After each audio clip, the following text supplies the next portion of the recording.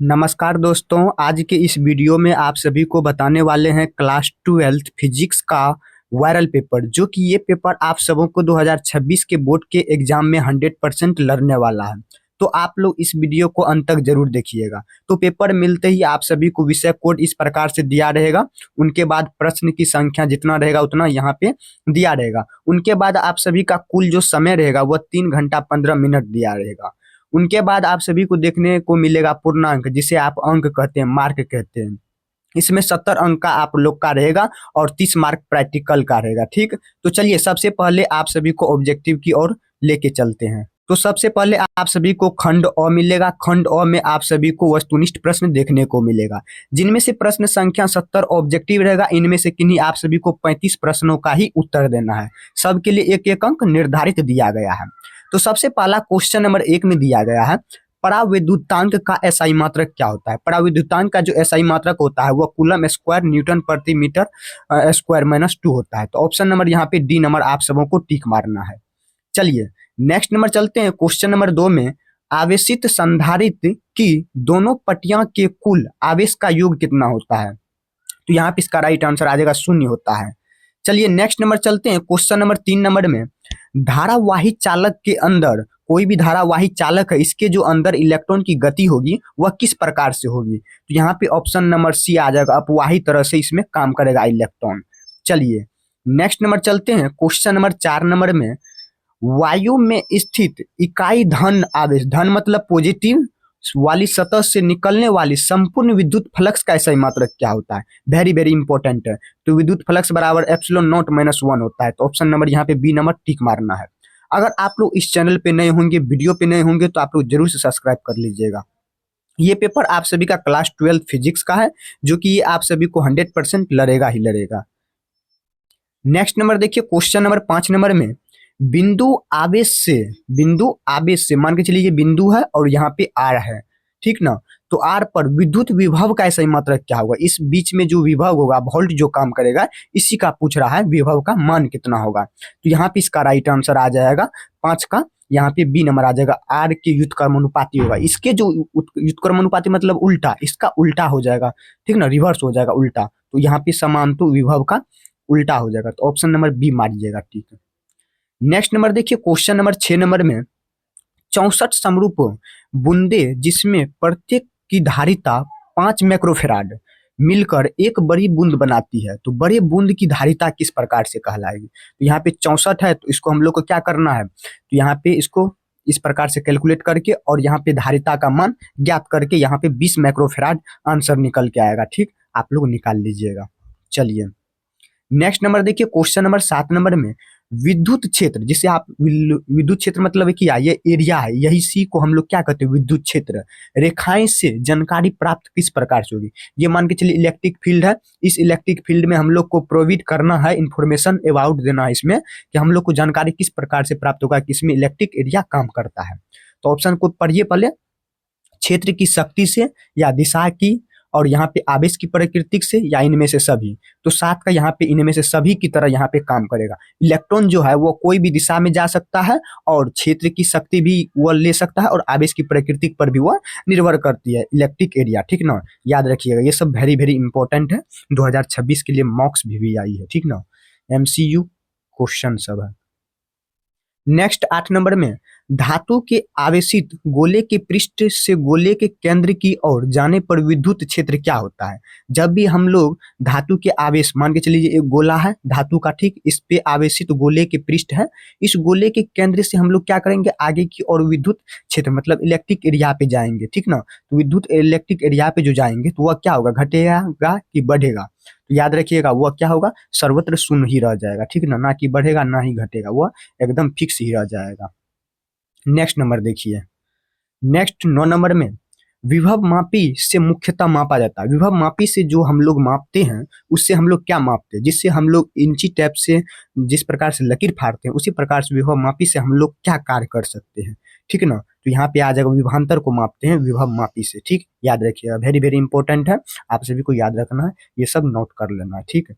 ये आपका जो फिजिक्स का पेपर है, ये आपको का क्लास 12th का है, ठीक ना, जो कि ये 2026 के एग्जाम के लिए 100% VVI है। अगर आप लोग नए होंगे चैनल पे, वीडियो पे, तो आप लोग जरूर से सब्सक्राइब कीजिएगा। चलिए नेक्स्ट नंबर देखिए, क्वेश्चन नंबर 10 नंबर में, अगर दो आवेश की बीच की दूरी बढ़ाई जाए, मान के चलिए ये एक आवेश है और यहाँ पे एक आवेश है, इन दोनों आवेशों की हम लोग क्या करते हैं, दूरी को बढ़ा के यहाँ पे दे देते हैं। यहाँ पे आवेश है ही और यहाँ पे इसको बढ़ा के दे देते हैं, तो उनकी विद्युत स्थितिज ऊर्जा जो होगी, इलेक्ट्रिक फील्ड होगी, इलेक्ट्रिक पोटेंशियल जो होगा, उसकी जो एनर्जी का सिस्टम होगा, वह किस प्रकार से यहाँ पे काम करेगा। तो उस दोनों आवेश के बीच में या तो घटती है या तो बढ़ती है, या तो घट भी सकती है और या भी बढ़ सकती है, समान रहती है। तो किस प्रकार से वह काम करेगा, तो घट भी सकती है और बढ़ भी सकती है। क्योंकि यहाँ पे दोनों आवेश अगर एक साथ इलेक्ट्रिक काम करेगा, तो ये बढ़ भी सकती है और घट भी सकती है। ठीक, याद रखिएगा। नेक्स्ट नंबर देखिए, क्वेश्चन नंबर 11 नंबर में, एक तार का प्रतिरोध, मान के चलिए एक तार है, ठीक, इसका हम लोग प्रतिरोध ए मान लेते हैं, इसका बी मान लेते हैं। इसका जो प्रतिरोध है, रेसिस्टेंस है, वो आर है, ठीक ना। प्रतिरोध का ऐसा ही मात्रा कम होता है, याद रखिएगा, नोट कर लीजिए। इससे खींचकर व्यास को क्या कर देते हैं, आधा कर देते हैं। इससे यहाँ पे से अब खींच के आधा करेंगे इस बीच वाले का, तो तार का प्रतिरोध इसको हम लोग को ज्ञात करना है, तो वह कितना निकल के आएगा। तो 11 का डी नंबर मारिएगा, 16 आ जाएगा, ठीक ना, निकालिएगा। तो प्रतिरोध कैसा ही मात्रा कम होता है, ठीक, याद रखिएगा।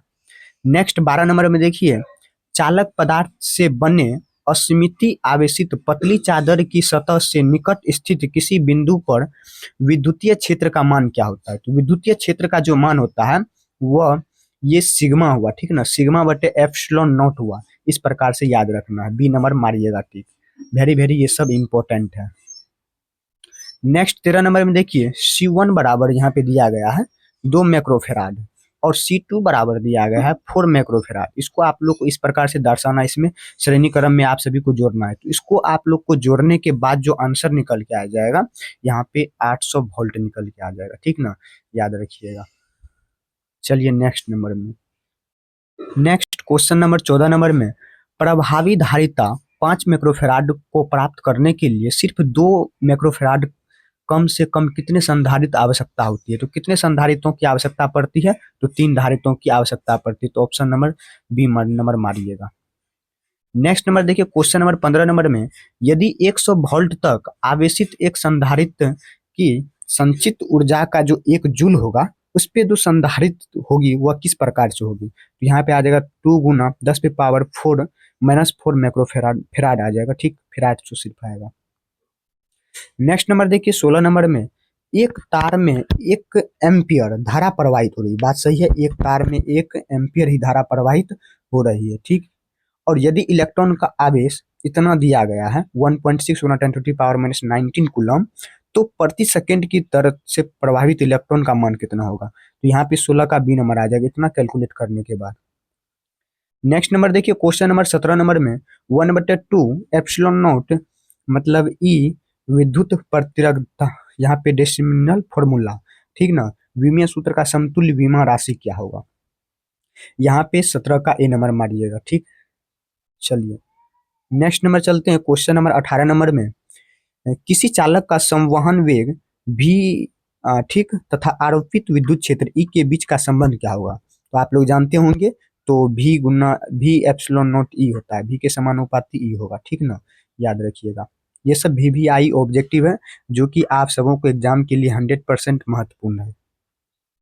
नेक्स्ट नंबर देखिए, क्वेश्चन नंबर 19 नंबर में, निम्नलिखित में धारा घनत्व के लिए कौन सही है, मतलब इन 4 ऑप्शन में धारा के लिए घनत्व के लिए कौन सही है।